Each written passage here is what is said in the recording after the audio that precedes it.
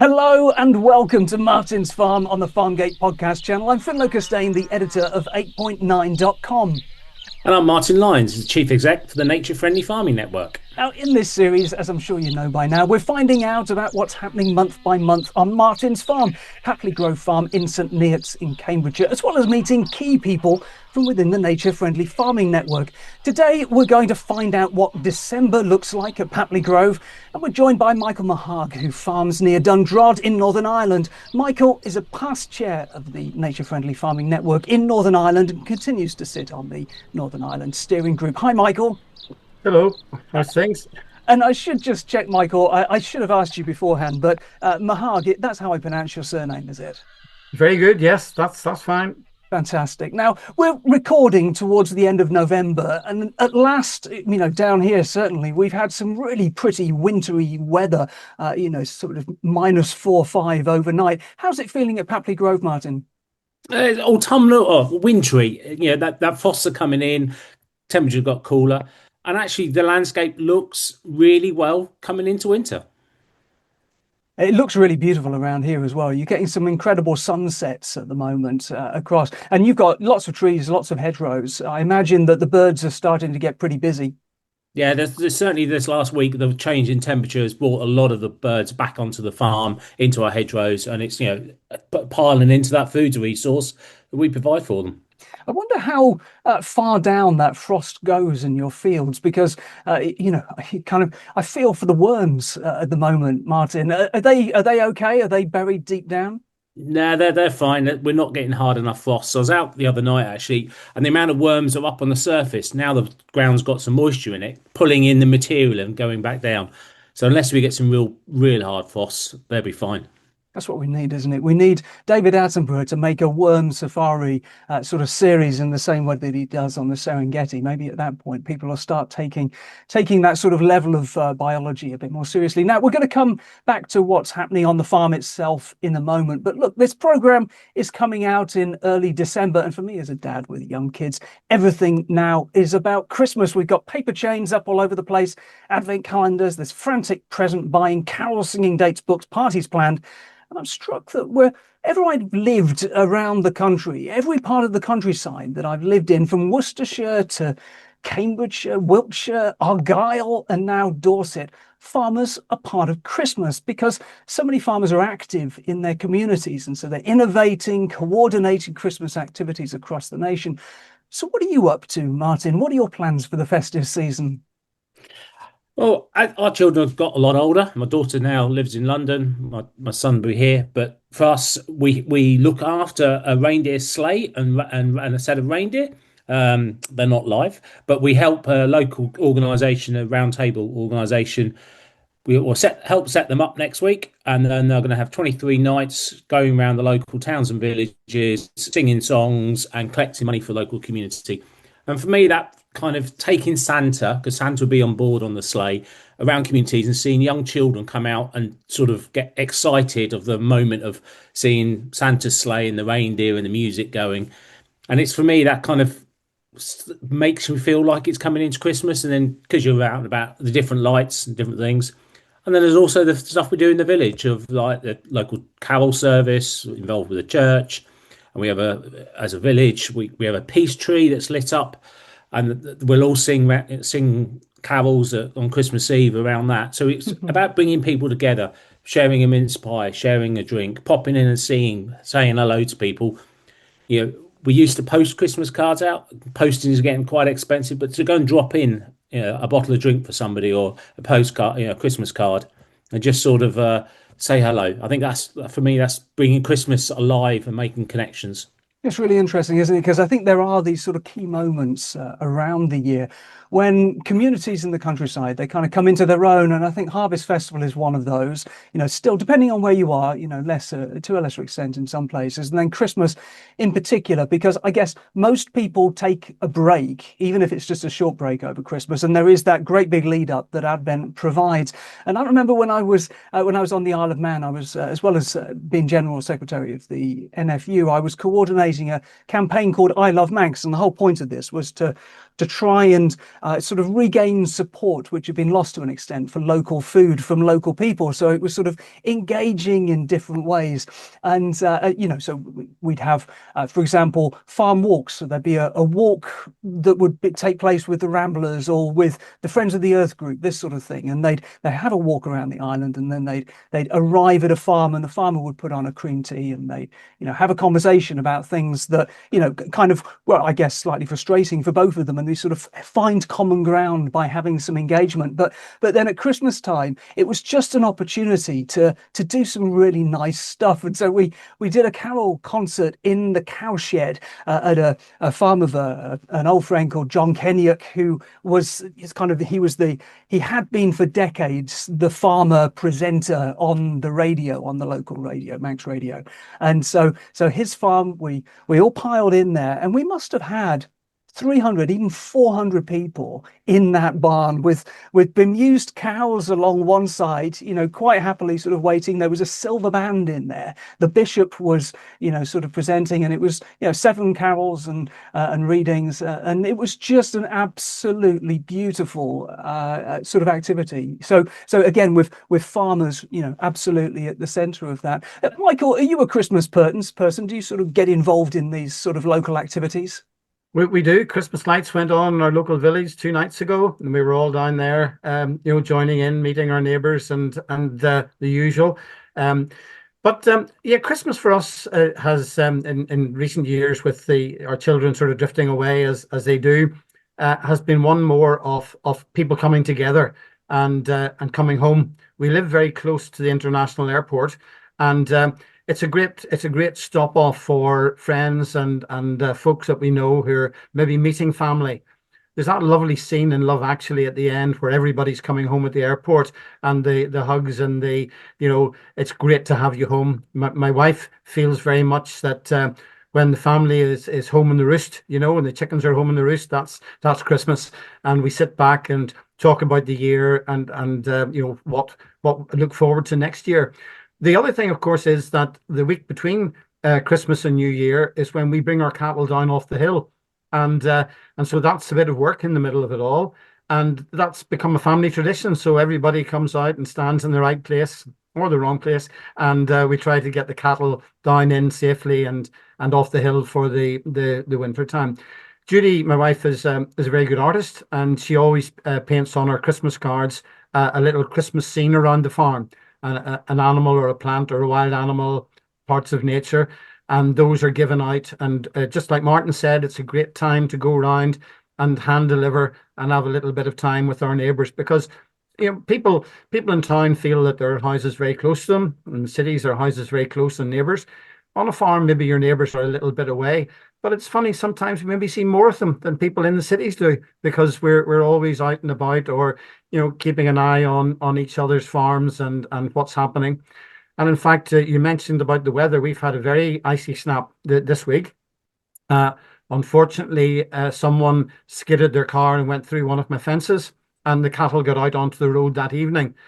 But lo and behold, first thing next morning, I got a phone call from someone who didn't know me to say, "I'm very sorry. I went through the hedge, I broke your fence, and I'd like to include you in the insurance claim."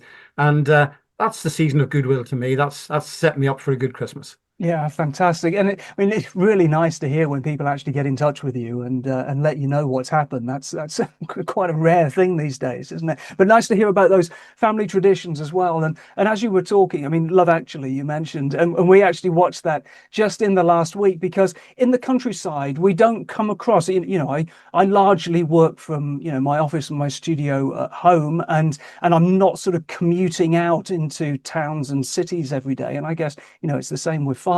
And in the days when I worked in London and I was living out in the fens in Cambridgeshire, I'd go in and I'd be sort of assaulted by Christmas every day. There was no way of missing the fact that Christmas was coming. Whereas in the countryside, unless you make it for yourself, you don't kind of notice it in the same way, do you? And so it's those family traditions, as you say, Michael, that sort of bringing the cows down off the hill as a family, watching Love Actually, just making the paper chains with the kids. They're getting older now, but we love doing that every year. I've still got the ones from last year in the attic, but we want to make some more because those that's the family tradition. Anyway, back to the farm. Last month, Martin, you were telling us about how winter is a time for machinery maintenance and paperwork at Papley Grove. What else is happening for you?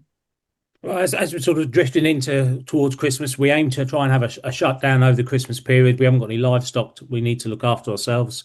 So it's like getting everything ready, getting everything antifreezed.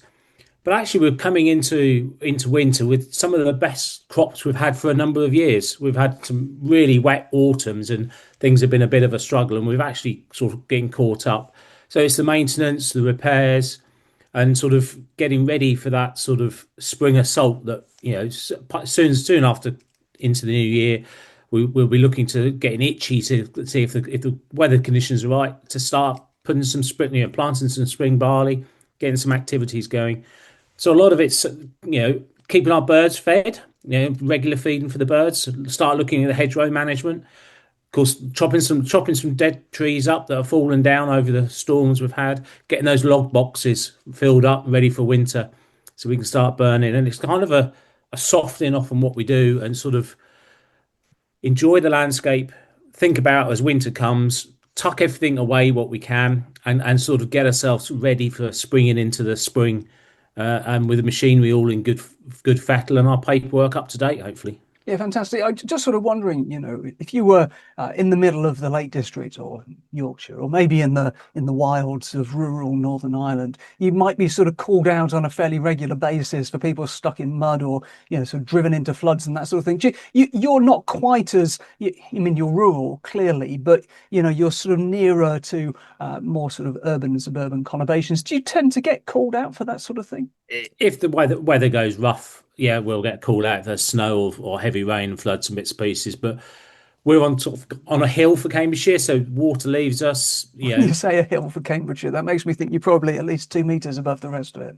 Well, we're about 60 foot up, 65 foot up, so it is. That's a higher point for Cambridgeshire. Yeah. But yeah, we'll have people go through gates and hedges and have accidents, but quite often they're not. The car goes before we've known about it. And the hole and the mess is left to deal with. But you're always getting people who are breaking down or have got issues, and everyone sees the farm as a fifth emergency service. If you're stuck in a ditch, you've got a problem, you run out of fuel, it's pop up to the nearest farm because they'll always try and help you out. Yeah, absolutely. I wonder if I can persuade you at this point. I think, next month we'll have a look to the future and what 2026 might bring. But why don't we just look back at 2025? And I wonder what your chief memories are, the ups and downs in the field, on the farm, but also for the Nature Friendly Farming Network, of course, your chief executive, and in the policy sphere more broadly. What are your sort of chief takeaways, I suppose, from this year? I think for the farming side, the impact of changing climate, a really dry season, some disappointing yields and even more disappointing prices, but actually our soil is becoming more resilient and coped with it better than I'd hoped. We've gone from we got crops in a really wet time the year before, and then they've coped with that. So the farm side is progressing. Really challenging sometimes in keeping the economics of it going and sort of working that through. And then for the network side, it has continued to be such a roller coaster of time of seeing so many farmers get recognised for what they're doing. The network continues to grow. The Nature Friendly Farming Network is a recognised stakeholder in all governments. So that trying to drive change, and seeing really sort of the recognition of nature friendly farming as a solution to so many problems. But then we hear the rhetoric coming out from many politicians and different people around the world and in the UK, sort of an anti-nature kind of tone or pushback around climate change or net zero or something. And that's what I find disappointing, because it's, the biggest impact to our farm is a changing climate and some of the nature loss that there. And if we put a negative spin on it, the investment stops coming in there, the drive for change that will give me more resilience in the future. So I find that kind of working with politicians and policymakers across the UK a heck of a roller coaster. You think you're going forward, then you're going back. We've not long had another reshuffle in DEFRA, so we've got to re-engage with another sort of ministers. we have really good relationships with all ministers across the UK. So we're sort of building that engagement. But also for me, there's so the wins are seeing some of our lobbying and engagements coming through policy, through supply chain, seeing more farmers. This year is the first time I've been to shows across the UK and not had farmers coming to complain about schemes or things or sort of an anti-nature language. It was, how do I do it? How would I make a herbal ley work? How do I do this? What information can we get? And I've seen a momentum happen this year within the industry to find solutions, sort of empowering each other, not waiting for government to come in and do everything. And then for a personal achievement, I picked up, I got nominated or presented with the RSPB award, a medal for the person who's made the biggest impact to farming, nature, and agricultural policy. Yeah, and the sort of getting a recognition for those days where you're running around a lot is quite a pleasure. Yeah, and congratulations for that. That's fantastic as a personal achievement, as you say. I'm just wondering, when you talk about the pushback around nature, the language change around nature, and things like net zero and that sort of stuff, whether you can think of politicians that you've been dealing with, over the course of the last few years. Has their attitude changed? Have you found people, in reasonably sort of important positions within government who are rowing back because perhaps they weren't entirely committed in the first place, and it's politically expedient to kind of follow that media trend, I suppose? Are you starting to find that as well? Or are those people who really were gung-ho for nature, really working hard on things like net zero, are they still just as committed as they were? I think there's some that are really sort of doubling down to go even more stronger because they really believe in nature restoration, a better food system, a better farming system. And then you've got others, it's a political win. So the narrative and the language changes and you see them backing off. And it's like, and I find it really disappointing sometimes. You have regular meetings with politicians and ministers and they'll say good words when you're in the meeting, but the statement that's presented later is a different kind of tone and language. And they're kind of, oh, well, that's the politics of it. And that's what the party says they got to do. And for me, it's banging home those realistics that if we don't invest in nature-based solutions through our landscape, farming, food security, rural businesses, and the economy's going to get harmed. So it's trying to hold their feet to the fire a little bit. And it's disappointing when you think people have got it and come in on your side and want to be a champion to suddenly row back or use different language. Yeah. You mentioned resilience, soil resilience, and the way that your land is functioning better as well. And I wonder if it's kind of got to the stage where you can see the difference between your farm and the other farms around, and how that makes you feel. Do you feel, sort of, do you feel publicly fairly jubilant about it, or is there sort of, just a kind of a wry smile as you look across at somebody else's land that has lots of water still on it, where yours is draining more freely? How can you see the difference, and how does it make you feel? We can increasingly see the difference. This dry summer, our fields stay greener compared for at least 10 days compared to my neighbours. When it rains hard, we have less water standing on fields. And it isn't sort of aren't I wonderful? It's how much I've invested into that and how do we help others do it? So in England context, I had the area-based payment system and some government payments to help me transition. Much of that is stopped or is not there. So how do we help the other farmers to do it? And many think it can be done overnight. It's a quick change or just change your drill or do something. It's long-term investment in improving your system and your soil and your approach that builds up resilience. And what I have seen this year is, with our crops and fields have yielded better than some of our near neighbours. We've coped with the weather better. We've lowered some costs. So it's about building resilience in it. And then for me, it's always, how can I help other farmers see, and politicians and policy people see those benefits? Fantastic. Look, I'm going to go back across to Michael, and we're going to, sail across Northern Ireland in just a moment. But before I do, this is something I was just wondering about over the course of the last week or so, and I thought, surely I can ask somebody. I'm talking to Martin. I'll ask him. But so when you started farming, it's all very well producing food, but it's got to get off the farm and go somewhere before it reaches people's shopping baskets or their dinner plates. So how, when you first started, did you go about winning those contracts for the food that you produce? It kind of sounds straightforward, but there must be a process to it. Yeah, so and we don't just produce food, we're producing animal feed or barley for malting and other things. So we produce a range of Mm. products. Before we, for a while, we just produced and expected someone to buy it. And then there's a realization, can we engage with the contracts, get a better premium? But increasingly, the last few years, it's about building a longer term relationship, and particularly where there's additional payments for the actions we're doing on the farm. So we're having a more resilient contract, not just for the ton of grain we produce, but also the actions we're doing on the farm. So yeah, I go out and seek contracts now. I want to engage with supply chain. Can I get them on the farm? Can I get and see what we're up to? And is there any benefit of having a closer relationship? And there's that part of farming is about producing food alongside other things. I want to know where my loaf of my wheat goes, which loaf of bread, which bottle of beer, which where is it? And there's some pride in having some association with those companies.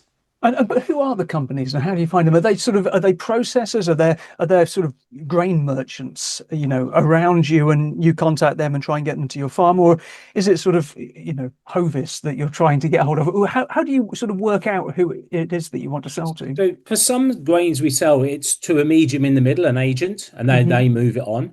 And then sometimes it's direct to the end source. So I'm trying to engage, making sure I know where the end source is, and can I have a conversation there? Have they got any additional schemes or benefits they could offer me as a farmer to meet their standard or do something? So as a farmer, you've got to go out and find where your market is, produce to a market, see if you can get a premium.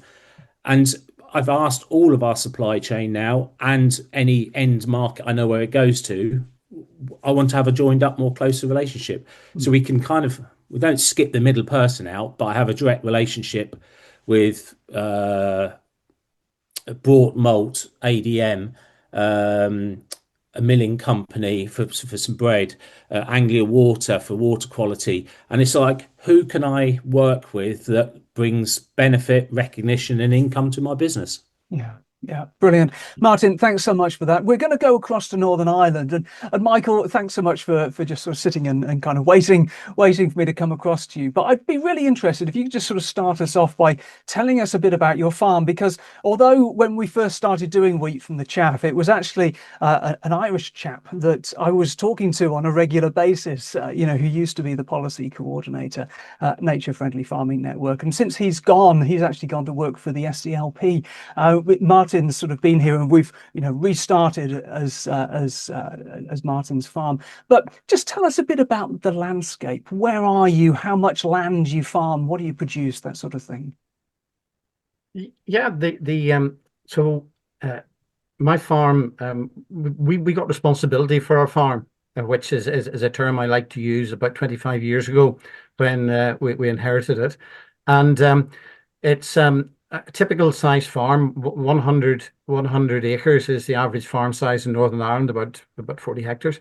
And it's almost exactly that size. And it's farming has been in our family. We can trace back 7 generations, but I'm sure it goes on beyond that. Originally Lough Neagh shore farmers, and then there was a family tragedy back around the 1900s, and the family moved away from that area, but are still farming within the catchment. It's you mentioned earlier, a place called Dundrod, which is on the western side of Lough Neagh. We farm within the Lough Neagh catchment, as do 13,000 other farmers in Northern Ireland. We started off, as I say, with 40 hectares, 100 acres. Now, I had in mind, I worked as an ecologist with the Environment Agency in Northern Ireland for 30 years. And I was involved in land management within that, high nature value land management on nature reserves.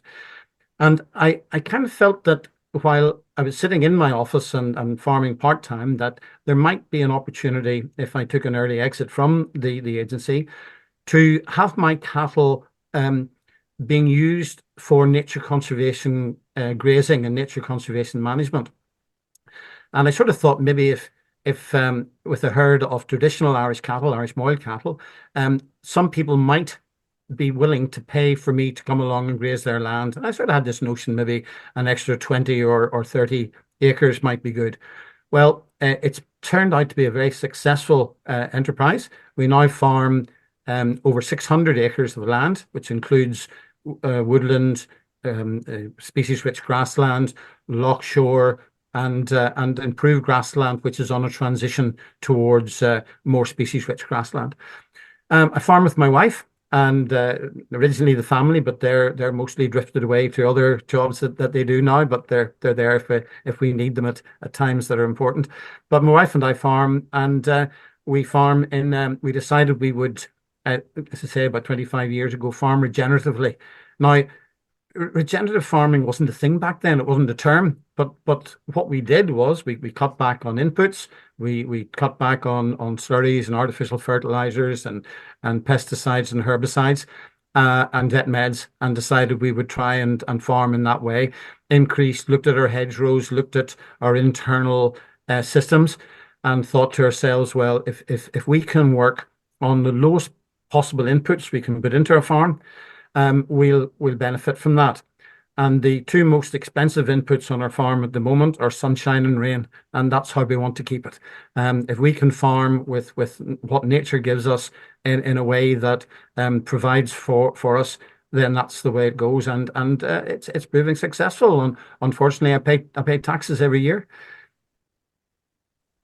Yeah, absolutely. Fantastic. Thank you. Just tell me a bit more about your cattle, your Irish Moiled cattle, because it's not a breed that I'm particularly familiar with. What do they look like? What are they sort of famous for? My understanding is that they were originally a good old-fashioned dual-purpose breed. What do they tend to be reared for today? So they are. They're the ancient cow of Ireland. In fact, they're probably the ancient cow of Northwest Europe. They're very closely related genetically to the Icelandic native cattle and to the Scandinavian, particularly the red Finn cow. So they're a red they're a red breed. They're a red color, with a white stripe along their back, not unlike the Longhorn phenotypically, but they're a polled cow. They don't have horns, and they're a smaller animal. They would kill out at around 250, 260 kilograms. They're an animal that is, I suppose, in harmony, ecologically in harmony with the land here, because they evolved in Ireland. So they were used to those rougher bits of ground, that traditional grassland that we would have. And so for a nature conservation management tool, they're fantastic because they are well equipped they're big bellied, they digest food well, they'll get fat on rushes, and they'll graze away or browse over the land. So they self-select the plants that they're grazing at different times of the year. We find that we don't need a lot of vet meds when we're working with them in these species-rich and natural grasslands. And we'll see them eating ragweed, we'll see them eating willow at certain times of the year. They clean up the nettles in and around September, and it's obviously picking the nutrients and I suppose the base elements that they require. They seem to know. They produce very good meat, so they produce I suppose it's high in omega-3s, omega oils, omega-3s and 6s, and a fattier type of meat, which restaurants and folks seem to like these days. So that's the Irish Moiled cow. They're a quiet breed, obviously, and nice to have them about the farm. And are you producing milk from them as well? No, we're not. They were the main dairy cow in the 1930s and 40s in Ireland, but obviously with new breeds, Holsteins and Friesians and other breeds, that's tailed off a bit. But some can be quite milky still, but that helps them produce a really good calf. The calves nowadays have been bred more towards a beef output and better conformation of the bulls and so on. And how many cattle have you got? So I think you said, was it 260 hectares that you're now managing? How many cattle have you got across that area? So we've got about 150 animals, including followers, and we run those across. Not all Irish Moiled. I have to top up with a few other rare breeds at times just to keep the grazing levels high and appropriate, but mainly Irish Moiled. And I suppose what we do is, you got to make a profit. So part of our income on the farm comes from, we actually get paid to bring our cattle to those farms to graze. So there's a bit of income there. Nature is part of the income on our farm.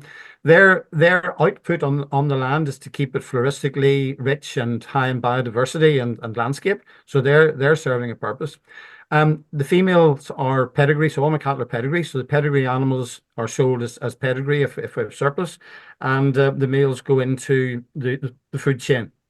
And so we tend to sell most of them privately. So we have customers for our meat, a few restaurants, but mainly just loyal customers that we've built up over the last 20 years. I try to work on a system, we call it the holy cow, where before we take an animal to slaughter, the entire animal is sold, that there's someone to take every bit of it. And we're trying at the moment to look at the fifth quarter, as it were, within the animal, and that's the bones, the hide, the other bits that maybe get left behind on some occasions, or the marts or the meat plants will hold on to and market. So we're looking and finding good outlets for those as well. Sounds like you must be pretty resilient as a business, pretty economically sort of substantial when you've got very low levels of inputs and you're not losing loads of money to processors and that sort of thing, because you're doing those direct sales yourself. So I think whenever we got responsibility for the farm, there had been very little investment in the farm buildings and in the system over the years. I had a very elderly uncle who just went along, pottered along in his own way. Then he let the land out for a while. There had been fairly intensive farming on it, a lot of slurry spread and a lot of grazing as folk who tend to lease land, make the most of it. And so we had to invest in fences, improve those. We had to invest in a little bit of new machinery, cattle handling, and so on. And I think to do that, you can either, you can go and get a bank loan, or you can try and be as economical as you can. And the NFFN has a motto and has used the term very often: less can be more.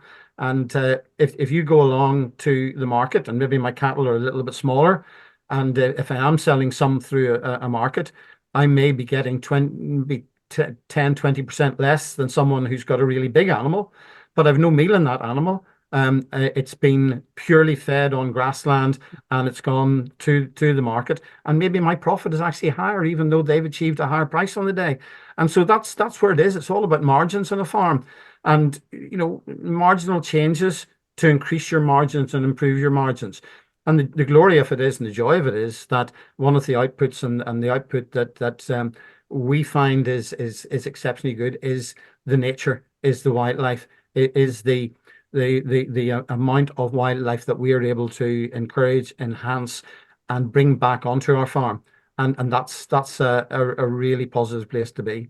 Fantastic. That's really interesting. And you mentioned Lough Neagh there, and I'd like to ask you about that, because obviously Lough Neagh is a massive, internationally important lake where the ecology, as we know, is under enormous pressure. And I've got a quote here from Claire Hanna, the leader of the SDLP. See, there's a connection, isn't there? Phil Costain, who was here, he'd be very proud of me for putting the quote in here from Claire Hanna. But anyway, this summer she seemed to sort of sum the situation up pretty well and said, Lough Neagh is dying in front of our eyes. Images of fish and eels gasping for life on the surface are not just shocking, they're stark warnings of total ecological collapse. What's happening, Michael, and who's responsible? So I think there's two parts to your question. I'll take the second part first. We always love to, and press and so on loves to find out who's responsible, who's to blame, where's it all gone wrong. And I'll park that now, because Lough Neagh, it drains over 40% of the surface, the land surface of Northern Ireland. It has, within Northern Ireland itself, we've 1.3 million acres of farmed land within it, but there's another 10% across the border in the Republic of Ireland that's being farmed. And it is a naturally eutrophic lake. It always was a rich lake. There are 6 main rivers that flow into the loch. Tell us what that means, naturally Eutrophic means naturally nutrient rich.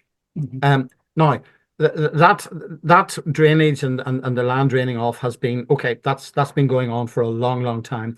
I can remember the 1970s there being an algal bloom in Lough Neagh. So if the weather conditions were right at certain times and certain conditions, that was a very hot summer in 1976. There was an algal bloom. So there has been a history of it. Mm.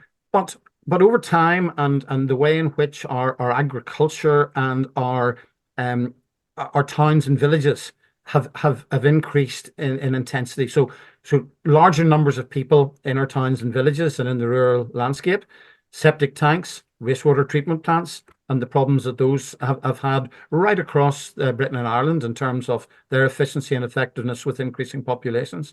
And then farming being an industry which has intensified over the years. It has become, and the incentives from our government have been to intensify. Our training at our local agricultural colleges has been intensive. And so there was then a going for growth strategy within the province, within Northern Ireland in around 2013, 2014, where banks and government invested more. So much so that our industry has been incredibly successful. We're a grass growing country. We have a very successful industry. And we have 1.9 million people that live in Northern Ireland. That's our population. But we produce protein enough through our agriculture to feed around between 10 and 11 million people. So we export around between 70 and 80% of the produce we produce.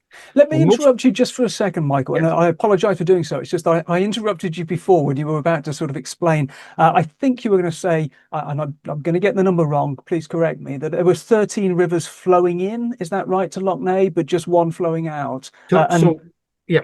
6 major rivers flowing in. 6, okay. There are other peripherals, but Yeah. 6 major catchments within the loch.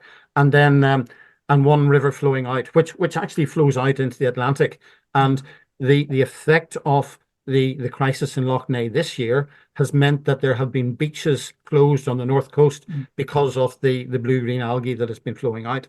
And how big is the lake? I said it was massive, but yeah, it's oh gosh, you've stumped me there. It's the same size as Malta in terms of area, so it's a big area.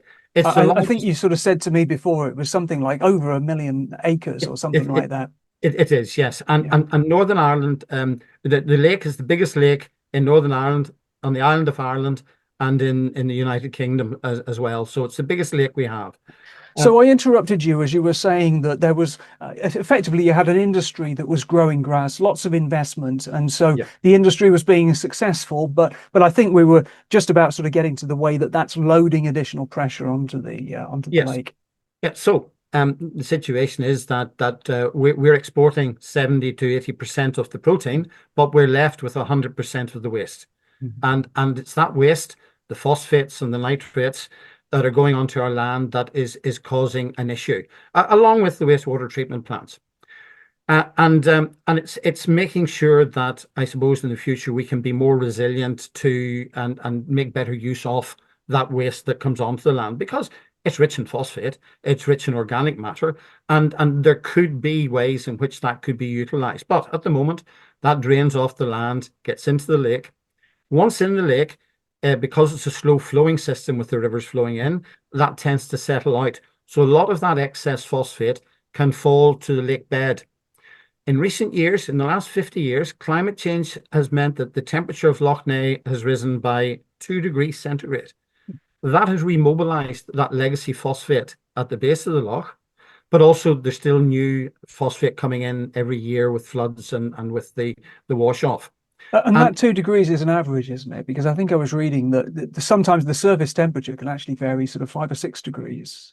But that's an average temperature, across the lake, and that is obviously having an effect. There are windier conditions, and so the water is stirring up more. And then there was an invasive species, the zebra mussel, that came into Northern Ireland about 25 years ago into Lough Neagh, and it's been increasing in numbers to the point now where the activity of zebra mussels has cleared the water threefold. So it's 3 times clearer than it was. That sort of dystrophic muddy water that was there previously, coloured water, was helping reflect light and was helping to reflect energy. But with the water being clear now, the energy from the sun is coming in, and that's increasing the activity of algae. Filtering the water and filtering out has made that change. The rise in temperature and the rise in the nutrients means that there's a perfect condition for algal blooms, and we've had 3 very significant algal blooms over the past 3 years. Yeah, it's phenomenal, and I think each of those blooms has been slightly worse, hasn't it, than It has, yeah. the one before. And I apologise for interrupting you during that story, because it's a compelling story, and just in case people were shouting at their radios or their phones, "Shut up, Finlo, let the man speak." Or just to try and summarise that, you've got basically you've got waste coming off the land, and I think when we spoke before, you were talking in terms of around 60% of that sort of nitrogen and phosphorus coming from farms. I think it was around 25%ish coming from the waste industry, sort of sewers, and then the remainder, large part of the remainder coming from septic tanks, and then little bits from elsewhere. But then you've got the impact of the weather sort of related to climate change, the increase in the sort of the choppy weather from the wind and that sort of thing. But the impact of the mussels, I mean, that's kind of a new and quite specific thing, isn't it, at Lough Neagh, where, as you say, a threefold increase in clarity and that sort of change in the way that the sun can operate there. I mean, that is quite phenomenal. So yes, and what is interesting though as well is, I mean, I've got a grey beard. I've been about a long time. I learned to swim. Converted. I learned to swim in Lough Neagh as a kid. The water was clear. The water was safe. There is a registered bathing water in Northern Ireland still in Lough Neagh, and it's checked every year now. It's had to close the last few years, and I think that sort of the if we think back, the water was clear. It was safer in times gone by. There were more macrophytes, which are natural native plants, surface water plants on the lakes, on times gone by. And what is interesting is that this change from the zebra mussels, while there are the algal blooms, does appear to be favouring the growth of these plants again, with that nutrient and sunshine and everything. And in the sort of the medium term and the long term, that might well provide an improvement to the nature and the quality within the lake, because those plants, once they start growing again, will start their own processes of photosynthesis and clearing out the water and growth and lifting and absorbing the nutrients. But clearly we've got to work in a way that somehow or other, the wastewater treatment and at basic farm level, we've got to work out a way where we can start to rebalance and to have a sustainable system where there just isn't the same level of nutrient going into the lake as there is at the moment. So we heard in that quote earlier on from Claire Hannah that Lough Neagh is dying, and what you're saying is, I think from what you're saying, that there is this kind of great process of collapse that's taking place at the moment, but it may well be that nature is able to find a way of bouncing back despite what's going on. We know that nature is incredibly resilient. We know that from other examples around the world, like Lake Erie, which had great problems in the 1980s, that if the right systems are put in place and the tuning is completed, that rebalances the equations that are there in terms of the chemistry within the water, that nature has a way of restoring itself. Now, it might not be exactly the same as it was, because there's a new baseline now. But there is this term in ecology about future natural. And I think we've got to look to see what the future natural is. And by helping those in the industries, and farming being one of those, who have I suppose a surplus of nutrients at the moment, to be able to manage and maybe avail of the value of those and avail of the value of other activities on their farms to balance that out, that it's our hope that a new natural, a new form of wildlife can be found. The resilient species, if Ireland was separated, the species that occur naturally in Ireland, our native flora and fauna, we were separated from Europe. We're an island, off a continent, and we were separated from the way in which animals spread back and plants spread back after the Ice Age. So our flora and fauna it's fairly poor, it's fairly low, our native flora and fauna. And those species that have been here have gone right from the very cold levels of the ice right through to where we are now. Talk about climate change, what it must have been like back then, 10,000 years ago. So, the species that we have tend to be very resilient to climate ranges.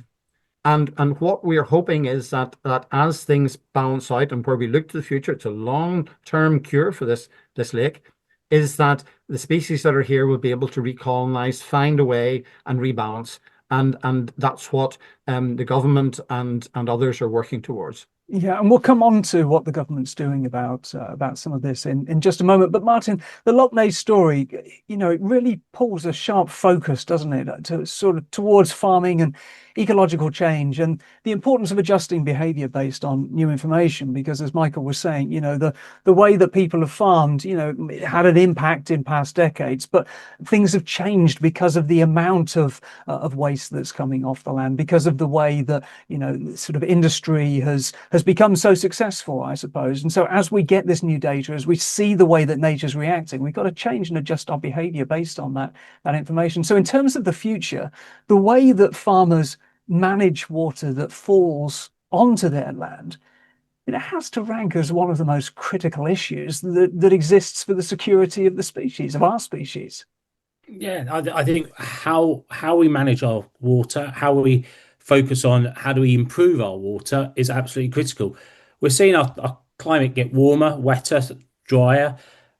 Every bit of water is going to be precious, and it's how can we hold it more. But if we're going to hold a catchment of over polluted water, that's not going to be good. So like Lough Neagh, if you have a bowl full of stuff running in that's over nutrified, is not good. But we're all going to have to play our part. I'm quite concerned with, certainly where in the eastern region of England, how dry it's been this last year and what the forecast is for the year ahead or winter ahead to be really dry next spring. So as the water gets less in the catchment, you're sucking more out and you're getting more issues being caused. But I think that the Lough Neagh sort of story really puts a spotlight on the wider impact the people in the landscape are having, whether that's the highways, the sewage company, industry or agriculture. And we all have got to improve. And if we are the contributor to problems, we need to do something about it. And that does mean some pretty significant changes for many, including farmers. But I think farmers have many of those solutions around how do we adapt our practices, but also how do we get that nutrients back out of our land and back into products that we can export the nutrients out, as in food products and other things.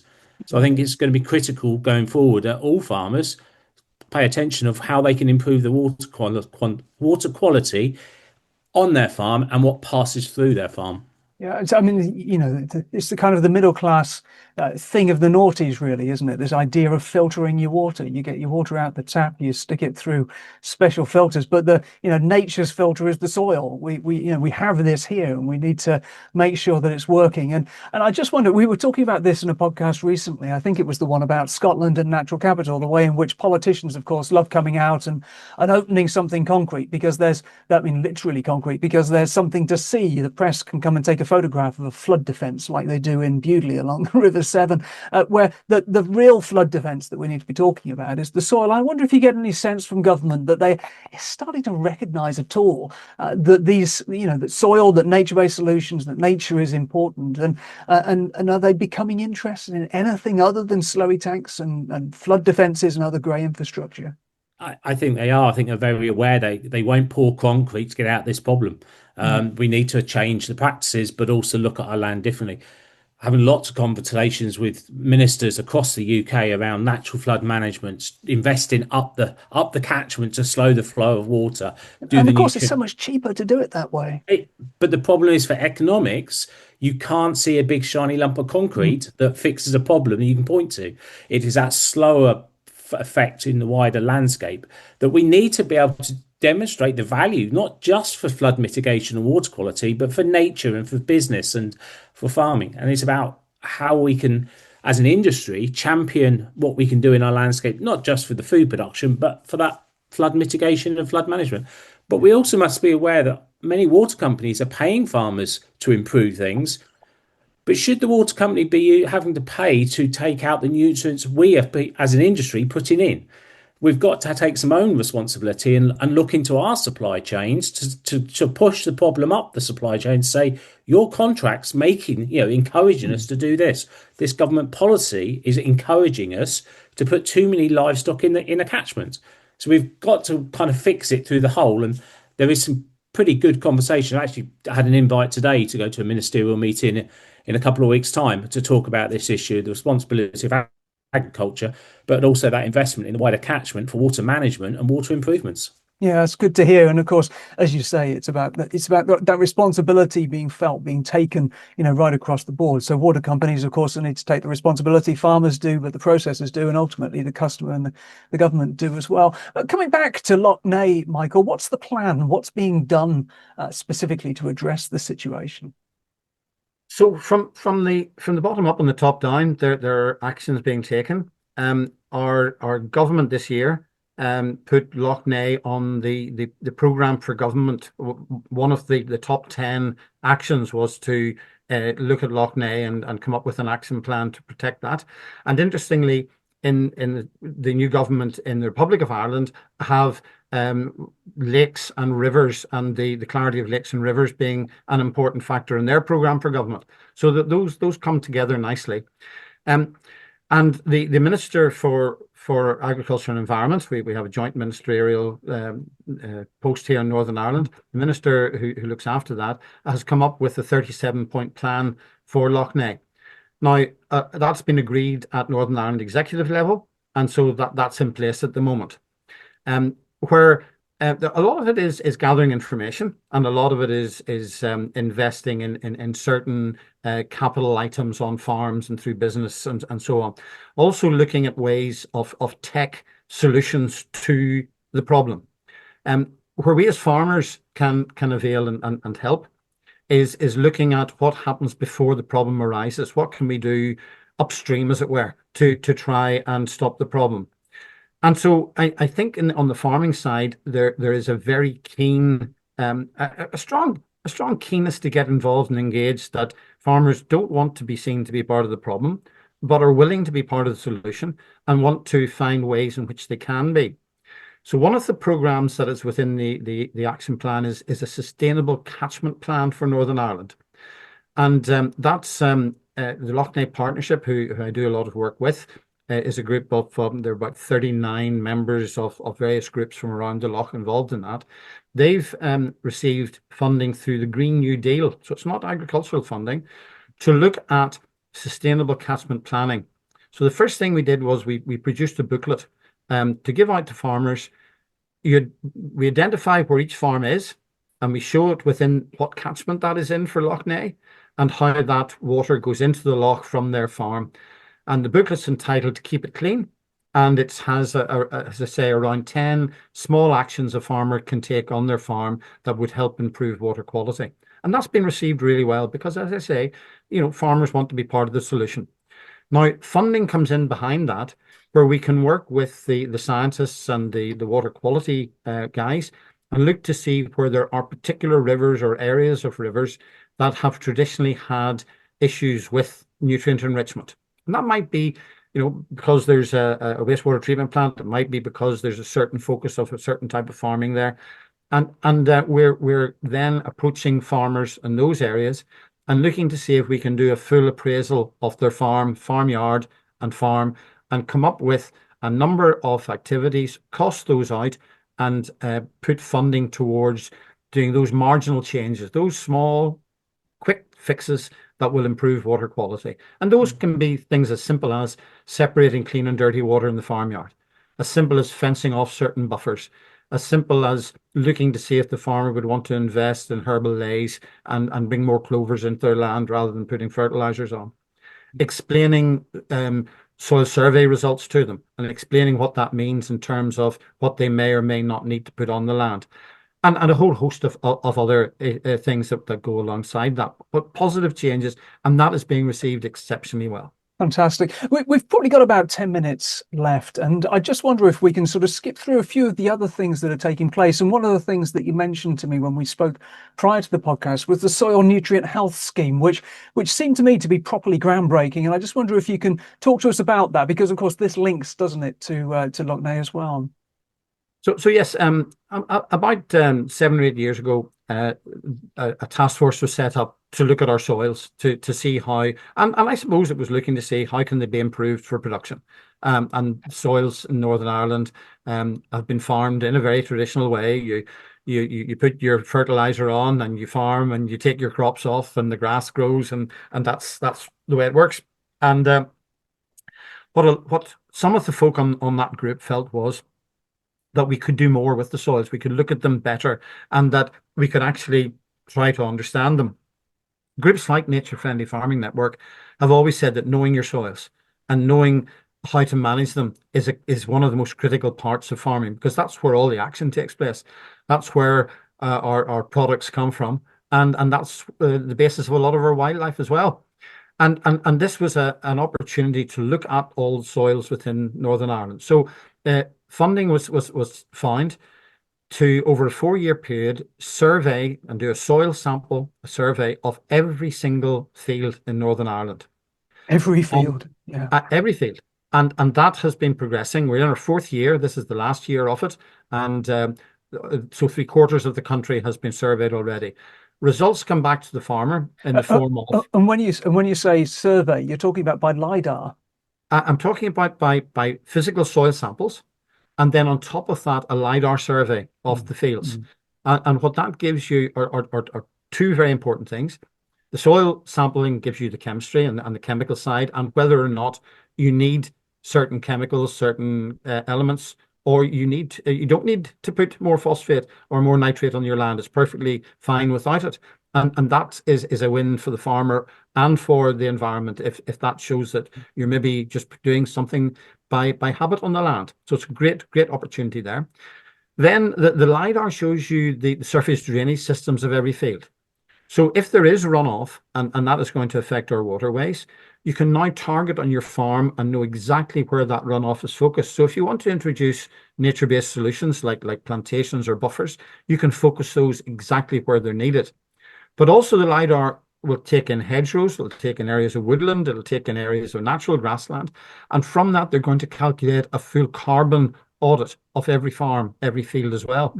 So it's threefold. And you say it's groundbreaking. The number of countries across the world that are interested to come and see what's happening and seeing this as totally groundbreaking is I was on a group there recently where European countries, there were about 15 European countries, water quality experts and farming experts from those countries all coming to see what was happening, and they're going away with a lot of good information and ambition from it.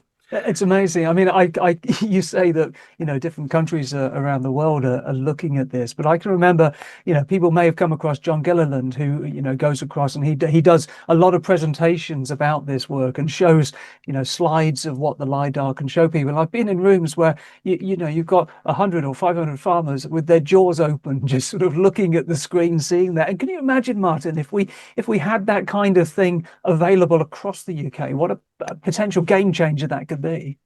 I think it'd be a massive game changer. It's something I've been lobbying different ministers in different parts of the UK to look at and invest in, and take what's been learned in Northern Ireland, because actually our soil is our bank account for our nation. And if we can get our soil health, production works, water management works, filtration, there's so much more. And that's not just the farmer's responsibility or need, it's everything, it's society. So if we can, encourage governments to invest some money into getting the soil management, the LiDAR, the water management right, but that'd also drive investment, because if an insurance company knows the community down the road is going to get flooded and they can put some investment up the catchment to help prevent that saves them premiums. So I think this is, really something we should be championing right across the UK. Yeah, fantastic. And Michael, I wonder if you could sort of just give us a couple of minutes sort of talking about the funding situation more broadly in Northern Ireland. Just in this last week, the week that we're recording, this is, what is it today, the 21st of November, the Farm Sustainability Payment has been voted through the Northern Ireland Assembly just this week. And so we're looking at, what is it that's replacing the Common Agricultural Policy in Northern Ireland? So the Common Agricultural Policy, as we know, with Brexit and so on, has led to a differential between Northern Ireland and the Republic of Ireland. Now we are the only part of the UK that has a land border with a European country, and so our agriculture would be at a great deficit if we followed exactly what was happening, say, in England. Now, it's a devolved matter, the funding of agriculture and the budget. And so our ministers here have said, well, we've got to be careful that we don't introduce a system too quickly that takes that bridges a gap between the two parts of the island, where in essence there's still one market, and that would maybe be to the deficit in Northern Ireland would be against that. So our minister has managed to ring fence the budget, the pre-Brexit budget for Northern Ireland for farm support, and that has been running through the last few years. However, there still is the public good for public money argument there. And so farming with nature has been a scheme that has been introduced. There's a transition scheme at the moment, our agri-environment scheme that's working at the moment. NFFN is on the co-design team for that and very actively engaged in it. There has been the beef carbon reduction scheme, where efficiency in producing beef animals has been brought to the fore, looking at finishing animals earlier and being given a premium for that, looking at suckler cows breeding earlier and being given a premium for that. Soil nutrient health scheme also came out of that. So there's been a shaving of that resilience or sustainability payment. So it was voted through this year that there should be still a sustainability payment there to bridge this transition that's happening at the moment and make sure that Northern Ireland farmers aren't at a disadvantage. And there still is a what you would call a good underpinning budget there to help with the farming, area based at the moment, but moving towards farming with nature, looking at group schemes for the landscape, looking at schemes for high nature value land or designated statutory land, and also looking at a landscape scale project where clusters and groups of farmers can come together and come up with a plan for improving landscape, improving water quality, improving water retention, peatland improvement, woodland planting, those sorts of things at a group level, and putting those forward. And there will be a slice taken off the main funding in future years to help pay that. So, Michael, so we're running along on that basis. It's fascinating to hear the way that you're talking about that, and the way that you're talking about the border and what's going on, and the rest of the island of Ireland, and making sure that there isn't a sort of a deficit for the farmers in Northern Ireland. And I wonder, if I'm thinking about England, Scotland and Wales, then there is sort of competition between the nations. England often, will do something before other places. Here we've had, English policy, cap replacement policy was in place first, then Scotland came in, and then Wales, has followed.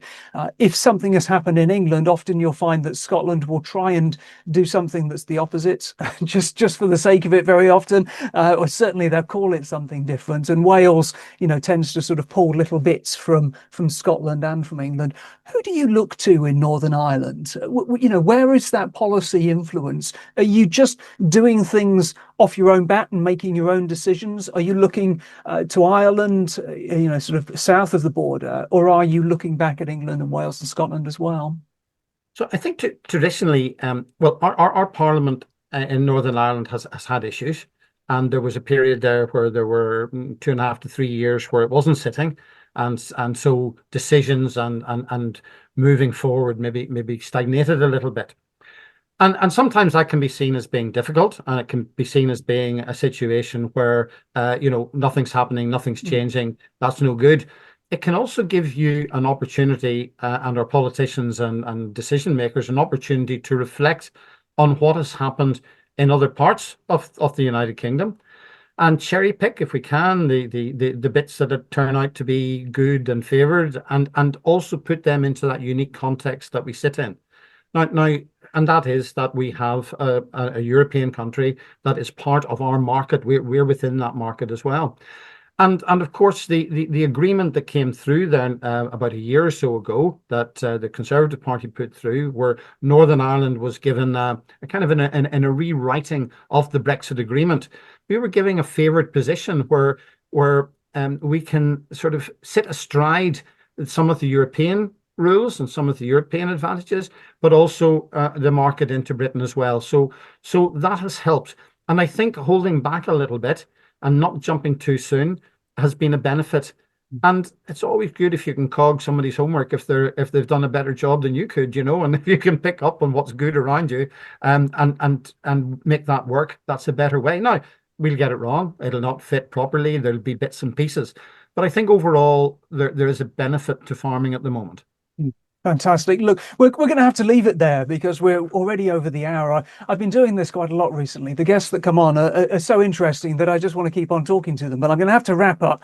And I think it's been, just super interesting listening to what you've had to say there about Northern Ireland. And perhaps we can come back and continue other bits of the conversation that we haven't managed to get to today. So really interesting to hear about, what's being replaced in terms of policy around CAP. Interesting to hear about, that soil nutrient approach that we're talking about, and of course the remarkable, if devastating, story of Lough Neagh. Also great, of course, Martin, to hear what's going on at Papley Grove Farm. Always very grateful to you for being here as well. So that's it. I'd like to thank Martin Lines, of course, for joining me as ever, and I'd like to thank our guest, Michael Meharg. If you've enjoyed listening, please come back and listen to more.